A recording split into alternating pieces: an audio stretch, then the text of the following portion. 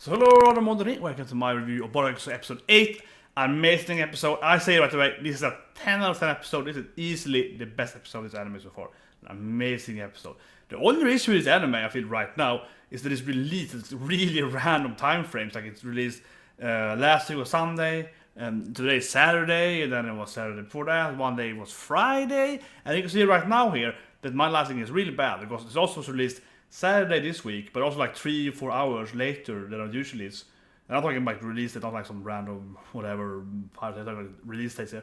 I can find list, right? Because I'm watching a draw anyway. So I'm like, yeah. So suddenly I'm sitting here like past midnight pretty much here, doing it. So this is the best I can have. Anyway, amazing episode because the details first and foremost. Sure, there was a lot of good moments, emotional moments, but the details in this anime is so good. So first of all, I went back, set up episode 5, I guess I mentioned my live reaction. I was like, in episode 5, when Mako dances with Tatara, she's wearing her normal clothes. Like, first of all, we have Tatara as a shadowy figure walking around in the ending. Then we have adding in Mako, his partner, right, in episode 5. And episode 7, and this episode 8, she actually is also wearing her ballroom dress. So she's had this much nicer dress, those sleeves and so on. I think that's such a nice details anime. It's all so well done. Like, the production value of the anime is amazing. It's clear to me it is the best. It's also the best produced anime this season. Like it's absolutely the best anime in this wise. And I think this episode here proves it by any reasonable doubt. The scene where they're standing and talking to about this, like, oh, you're my frame, like, oh, I'm the frame, you're the art, you're the flower, and they're like Hana. There's a lot of anime with like Hana, like the flower, and so on. And she's standing in front of this like big yellow painting with 3 big yellow roses because she is wearing yellow and she's blonde, right? So it's like, yeah, the whole thing is like, make me blossom. It's like from the huge painting behind her. It was like, man, they haven't written this down. But it was so well done there. All on the flower thing, like she's afraid and she has to like become more mature and so on. But also the whole like, because he orders like, you're the frame, she's the painting. You have to create her on your perfect body. Like, yeah, like that's how it works. And he's like, I never thought about that. You have to do that. That's how you win in dancing. As the man, you have to make her, you have to make your partner stand out the most. That is how you actually win. And he's like, I never thought about that. And then of course he's standing in front of this painting, right? He's like, and the painting is kind of like her body, right? Like it's the same color scheme, and even similar to how her sleeves are. So like has a kind of rose petal shape, right? It's like that scene was amazing. After the quality, that was the best lesson in months. This quality, right? Probably since My Hero, that the ending there of the Deku fight. No spoilers, but yeah, that was amazing. But the production value, like man, production value, insane. Not only on that scene, but also of course just before that. Roughly 3-4 minutes before that, we see Shizuka walking past them, and first of all, it's very, how to say, like, kind of cute, but also kind of cold moment, right? She's like walking past them, and it's very silently. That was a great scene in itself. Very, very good scene. Absolutely amazing scene. But the scene after that, man, that is some high quality. And I really mean it. Like, what happened then is that we see Tatara running after her, like a bit afterward, right? And this is just before him and Mako has the flower painting talks in. And, like, it's just very, very quiet. It's like negative space, right? It's very, very quiet. It's almost nothing on like the screen. But we hear this like very, very slowly from her bootstrap. Yeah, like when he's like it's very, very slowly moment. And that I think it probably or whatever. But no, I think that moment was amazing because the tension I felt at the moment. That was like. This is some serious tension. You just feel like you just feel every nerve in your body, like yeah, every step is like yeah, it's completely quiet. It's her very, very slow pass walk after that screen there. That was another like 20 out of 10 moment there. So just those in a row there, that was just. I think that's just such a well done thing because you can always like overreact after someone. It's easier I feel to just do like let's throw in 25 explosions here. But this is perfect, like very, very quiet. And say again, it's like negative space, right? It's like almost like we have all this space on the screen, we're not gonna use it. And we have all I'm gonna use it, like doom, yeah. And it makes it like, oh yeah, the build up here is such Right, it's so strength in it, yeah. So those scenes are amazing. And oh yeah, absolutely. It's a third scene, before I forget about production this episode. Again, when they were dancing. It's a beginning of the episode, and we see Tatara, right? And we see him being very, very like tired. And he's like, has to push through this. And of course, he has problem doing it. And they're not gonna do the Sengoku steps, right?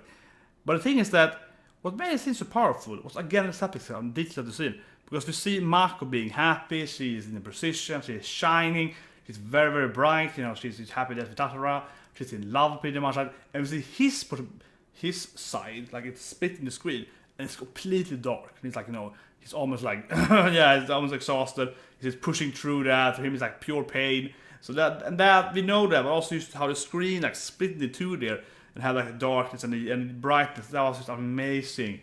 I think an amazing composition of different scenes there. So that was again there on the production value, the details of this anime. Like, wow, it blew my mind 3 times in the episode. I was like, whoa, that is some good stuff. Like, we're already cried.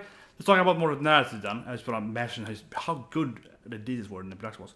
But after that, so sure. So we have him crying there with Sengoku, feeling that he's too bad and so on. It's a little too overactive. I don't know, it's a good scene. It's a great scene, but it's like, Sengoku's like, really? It's like, now? And of course, Gadyu makes fun of it. Mako defends her, I don't know, boyfriend, I don't know. No, not really. But Sengoku points out, like, you're too impressed outside of dancing. Later on, right? So, overall, it was about him trying to push himself over his body, right? I think everything was like pointing out that like, he wasn't eating enough, not letting enough, all of that, like his stamina, endurance, everything is just too low, right? It's just copy stuff, but it's not really there yet. So that was good. And then we have Horo coming there. It's like you have to beat Shizuka, you have to make Mako better than Shizuka. You can't beat Gadyu. You have to make your partner stand out more than you can stand yourself. Interesting analogy there.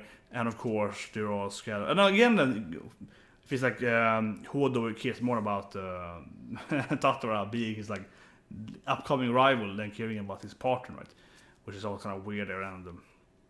But maybe that makes sense. I don't know. Yeah. And then of course we have Hodo's mom, which is that it's classic like Gadyu babe. Yeah, like Gadyu babe. She's like, oh, huge assets everywhere, blonde, taller than all the men, I guess. Yeah, she's like a Russian, I think they said. But that's not Russian, but she speaks Russian, and they did pretty much confirmed that her mother is Russian. So she's either half Japanese, or she's just Russian, right? And he's Japanese. So he might be cool. It's hard to say though, yeah. But it's definitely not very Japanese, right? Yeah. And of course, everyone is like, "Whoa, let me see Gadyu reacting to it." But the funny thing with that is, that's kind of the classic, whoa, crazy, super young-looking Kashan, right? Subarashai Kashan, kind of neighbor Kashan. See a lot of animes. But of course, which is very cliche of anime, not only is she very beautiful and like looks way too hot for her age, so to speak. How can you have a son at age? She's too hot, yeah. She also knows it, right? It's a very classic anime character where she's like this very MILF Obasan, and she's like, I know I am that. And she's like, like, you know, yeah, like, and she goes for it. It's like, Sengoku-san, you wanna go with me here? Like, no, don't touch me! You're evil, yeah. And Sengoku, he knows stuff. Sengoku, he's an experience. He knows. He's like, no. You have some trick up your sleeve. I am leaving this. Like, no. Go and flirt with some younger boys. I won't fall for that. It's like, whatever else is like, oh, yes, sensei. And he's like, no. I'm not falling for that. I am a wise man beyond my age. Yeah. So, very classic character so far, right? Very flirtatious, so on. Classic empowered Obasan character in anime for sure. The people have received so far, and of course, he did classic martial art thing, the kind of sporting there. So like, so this 23, he's your boy, eh? Is he better than my boy? So I'm talking about. I saw him dancing. He dances like you, my dear Sengoku. Like that kind of thing. I was like, he dances like you, my dear. So he's kind of like your son, taking a bit my son. Like yeah, like that. Yeah, that kind of weird thing going on, right? However, though, it was the next scene with her. And there's the Tempe, yeah, the old guy that's running the whole thing. I think that was very predictable, but it was like such a classic anime sporting. And he's like, yeah, I saw that kid, like he wasn't that strong, but I could see his willpower. It's a classic anime thing. It's like, he's not the best, He shouldn't even be in it. He shouldn't even be in it. Yeah, like I shouldn't really like admit that guy, but like I saw him in his eyes. Like it was so classic. But only that thing, the whole setup was like, oh my god, this is so cliche. I liked it, but it was so predictable. Like you see, someone mentioning like, yeah, it was not a young guy, it was really good, and everyone is like, yeah, that number 16 is what got you. And you see Horse like, I don't think Galio is good enough. He's Tatara. He's gonna be a real man one day. And we see his love for Tatara, right?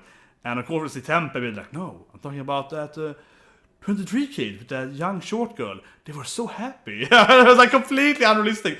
Like, yeah, they were really bad, but they were so happy. So I let them win anyway. I was like, that is a classic main character.